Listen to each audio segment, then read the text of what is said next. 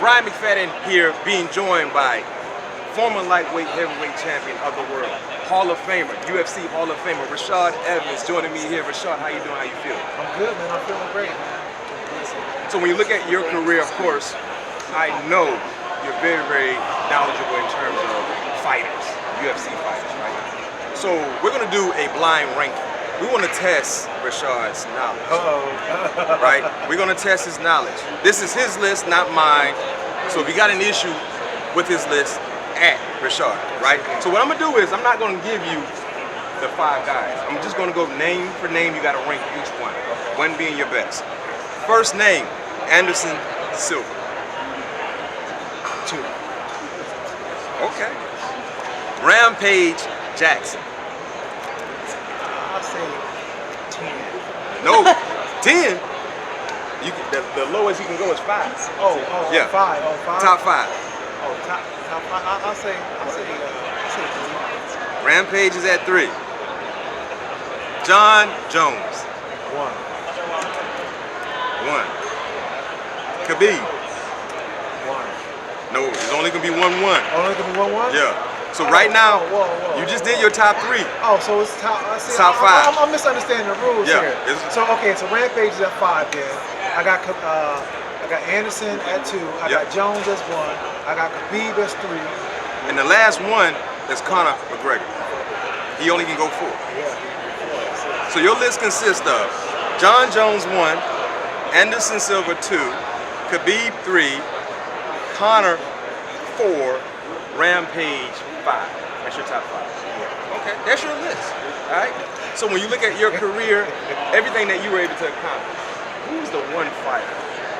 It could have been someone that was a part of your timeline or someone before you that you wish you had an opportunity to get into the octagon with and go toe to toe.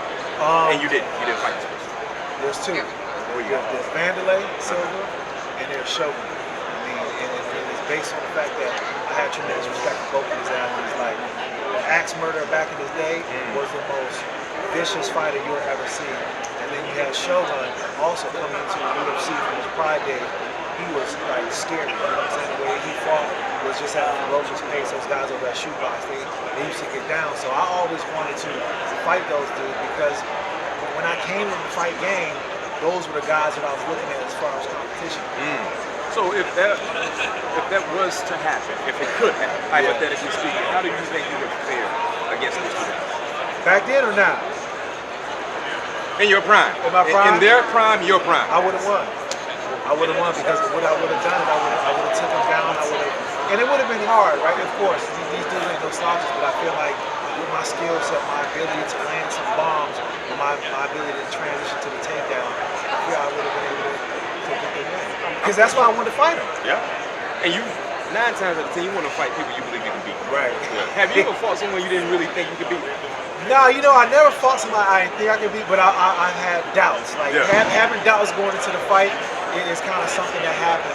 When I fought John, I was like, I don't know. Yeah. But I felt good about it because of the fact that when we trained together, I had, you know what I'm saying, I did my thing.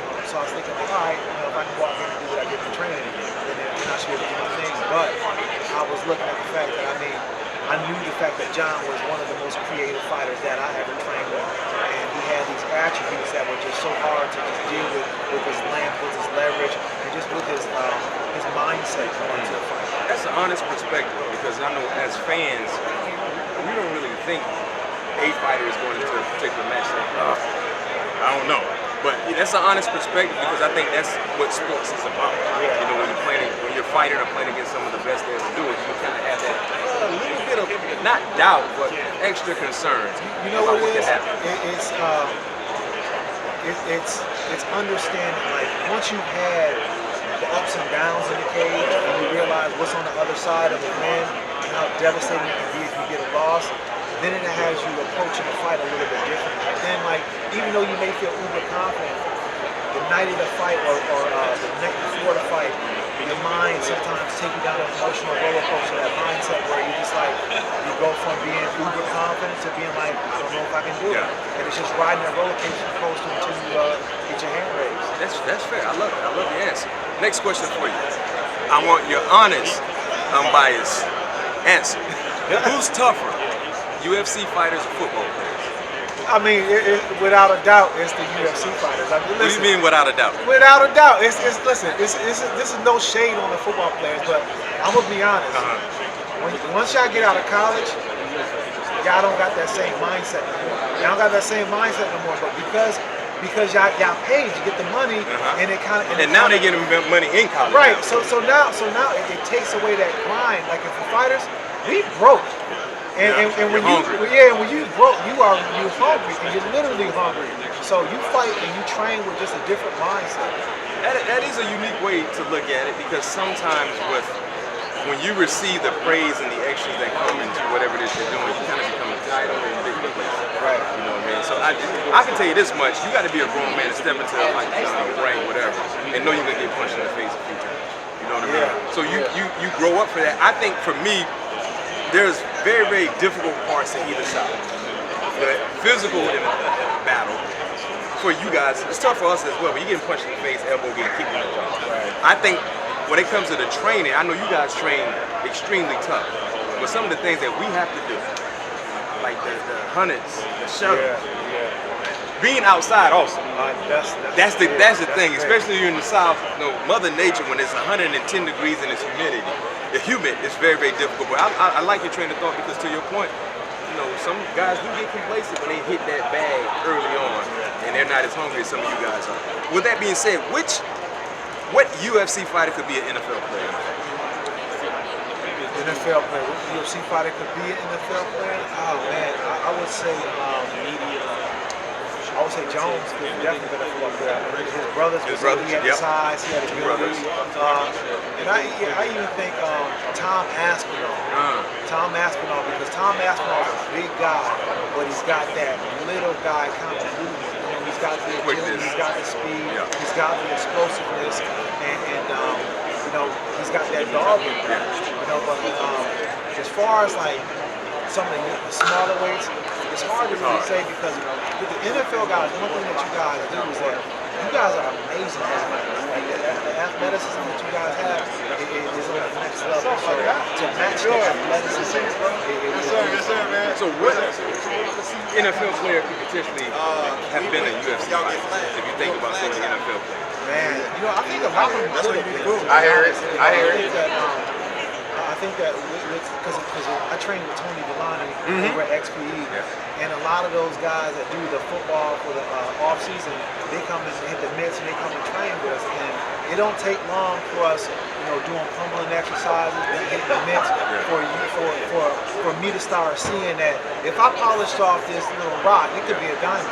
I know for one, my former teammate James Harrison, because he was strong as an ox, very, very instinctive. And I know he can take the blow. And I think this. I think like there's a lot of NFL players that or college players that try to go to make it to the next level. A lot of them don't. If they started to train MMA, it would change the whole game of MMA as far as what the athletic ability is to start out, because there's a whole athletic level that some of these athletes come into the game with. For instance, I used to work with Greg Hardy. Greg Hardy, NFL player, but he was one of the most athletic guys that I ever worked with, I ever trained. And this dude is like 320. Yeah, big guy. A big dude, you know, and he was doing, I mean, he's dunking a basketball, you know, he can dang near do a backflip. You know, his athleticism really carried him a long way. And I'm like, man, if we had more guys like that, it would completely change the game. Before I let you go, you know, we just talked about the comparison, NFL, UFC fighters, the whole nine. Well, we actually have a little test right here, a little competition that we're gonna do. Myself and Rashad gonna do, right? So this is basically a hand gripper, right? So what you do is you gotta squeeze it down. All right. It actually gives you how much power you use in squeezing the gripper down. So we're gonna go. Since you're a visitor, you go first. I'm gonna go first. Rashad's gonna go first. So when you grab it, position you and then squeeze down. Okay. He had 104. Hold on. 104. My hand was slipping. He said his hand was slipping. right. So now it's my turn. All right.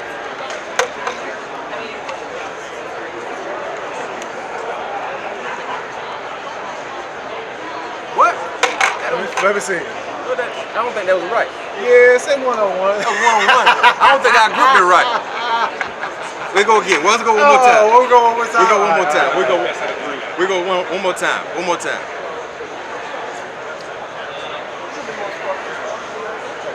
There it is. You got my left. 111. Should I go with my left hand? I mean, Either hand? I mean. Let me see how this. Let me see. I'm gonna go right. I'm gonna go right. Brian, look. I mean, you know. Ain't no shame in it. Uh-oh. What you got? What you got? 112. So that is the tiebreaker. This is the tiebreaker. That's the tiebreaker. This is the tiebreaker right here. All right, let's do it. I'm fighting for the football players across the world right now. UFC versus football.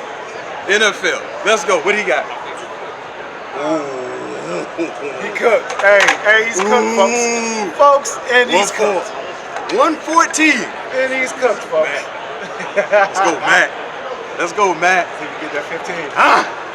He set the bar high. He set the bar high.